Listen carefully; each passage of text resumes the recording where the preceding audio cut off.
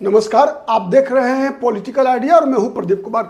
मित्रों, बिहार में राजनीतिक सरगर्मी काफ़ी तेज है। प्रधानमंत्री से लेकर लोकसभा में विपक्ष के नेता राहुल गांधी लगातार बिहार के दौरे कर रहे हैं। बिहार में नए नए गठबंधन के बनने और बिगड़ने की संभावना भी बनी हुई है। उसी दौर में कुछ ऐसे स्टार्स जो सोशल मीडिया में या फिर फिल्म जगत में या फिर गायकी के क्षेत्र में अपना जिन्होंने प्रतिष्ठा कमाया हुआ है बिहार में, वैसे लोगों के ऊपर भी राजनीति करने का जो एक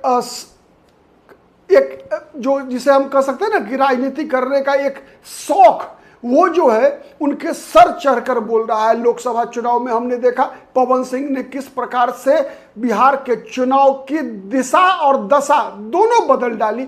अब फिर इस विधानसभा चुनाव में भी आने वाले दिनों में जो बिहार के प्रसिद्ध सबसे लोकप्रिय यूट्यूबर है मनीष कश्यप जनसुराज ज्वाइन करने वाले हैं आगामी 23 जून को।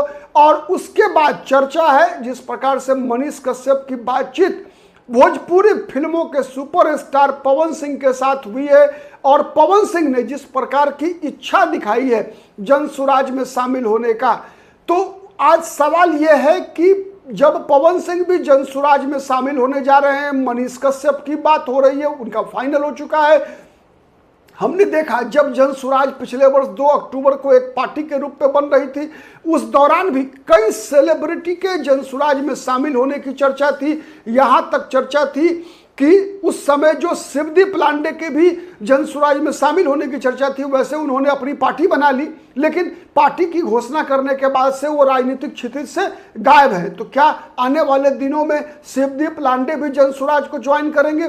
साथ ही बात आज हम कर रहे हैं खान सर की। आपको पता है हर घटना को एक इवेंट के रूप में बदल देने की महारत हासिल है खान सर को, वैसे ही जैसे प्रशांत किशोर किसी भी राजनीतिक कार्यक्रम को, राजनीतिक घटना को एक इवेंट मैनेजर के रूप में वो किस प्रकार बदल देते हैं, वो उन्होंने साबित करके दिखाया है। अगर बिहार के संदर्भ में ही बात करें तो 2014 का लोकसभा चुनाव हो चाहे 2015 का विधानसभा चुनाव हो, बिहार में अपनी ताकत प्रशांत किशोर दिखा चुके हैं।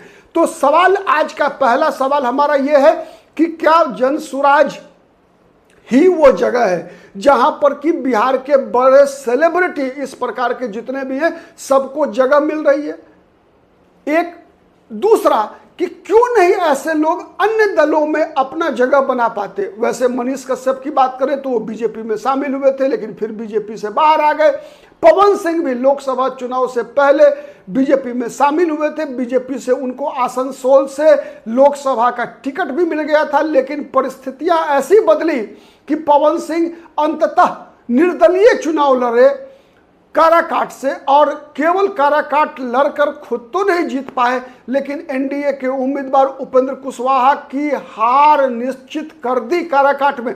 केवल काराकाट ही नहीं बल्कि पवन सिंह फैक्टर के कारण बीजेपी को शाहाबाद की कई सीटों से हाथ धोना पड़ा।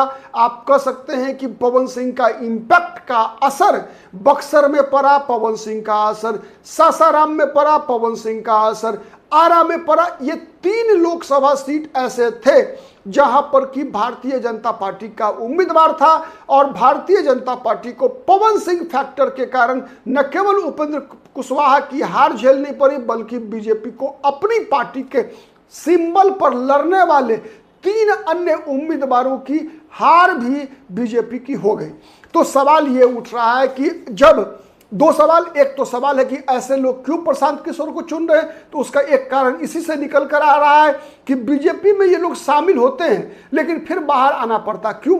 इसलिए कि बीजेपी जिस प्रकार की राजनीतिक दल है उसमें इनका जो लाइफ स्टाइल रहा है ऐसे सेलिब्रिटी को कि उनको लगता है कि उनके सार्वजनिक जीवन में जिस प्रकार का महत्व उनको मिलता रहा वैसा ही महत्व पार्टी में मिले, शायद वो नहीं मिल पाता। चूंकि राजनेता अपने देश में अपने आप को सबसे बड़ा सेलिब्रिटी समझते हैं।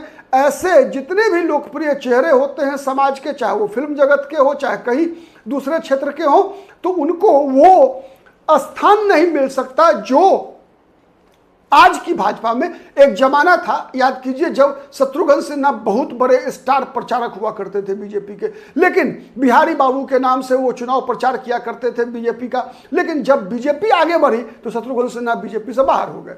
खैर, तो उसी रास्ते पर क्या पवन सिंह, मनीष कश्यप जैसे लोगों के लिए बीजेपी या अन्य राजनीतिक दल में कोई स्थान नहीं है?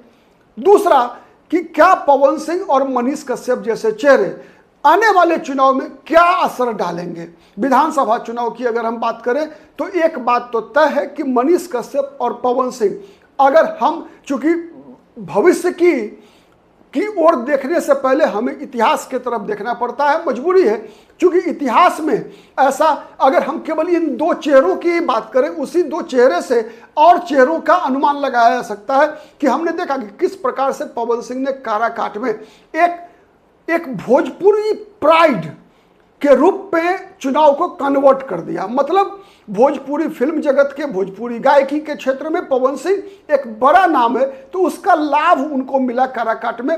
जीत तो नहीं सके, लेकिन उपेंद्र कुशवाहा की हार तय कर दी दो कारणों से। एक तो वो जिस समाज से आते हैं, जिस जाति से आते हैं, राजपूत जाति के लोगों ने एक तरह से प्रतिष्ठा का विषय बना लिया पवन सिंह की जीत को जिताने का। पवन सिंह अगर उम्मीदवार नहीं होते तो वो वोट, जो राजपूतों का वोट था, निश्चित रूप से आज के दौर में जिस प्रकार की भारतीय जनता पार्टी है और भारतीय जनता पार्टी जिस प्रकार से प्रतिनिधित्व है राजपूतों का, तो वो वोट बीजेपी को आना था। लेकिन वहां पर चूंकि बीजेपी के राजपूत वोटर्स ने उपेंद्र कुशवाहा, मतलब कुशवाहा जाति के उम्मीदवार को वोट नहीं दिया, उसका परिणाम क्या हुआ कि जहां बीजेपी के राजपूत उम्मीदवार थे वहां कुशवाहा ने वोट नहीं दिया, और सासाराम में न राजपूत ने दिया न कुशवाहा ने दिया, मतलब दोनों नाराज हो गए। तो ये, और बक्सर में आपने देखा, बक्सर में भी राजपूत जाति से चूंकि उम्मीदवार थे सुधाकर सिंह, लेकिन कुशवाहा जाति के लोगों ने वहां बीजेपी को वोट नहीं दिया। आरा में राजकुमार सिंह को हारना पड़ा उस कारण से कि कुशवाहा वोट वहां नहीं मिला।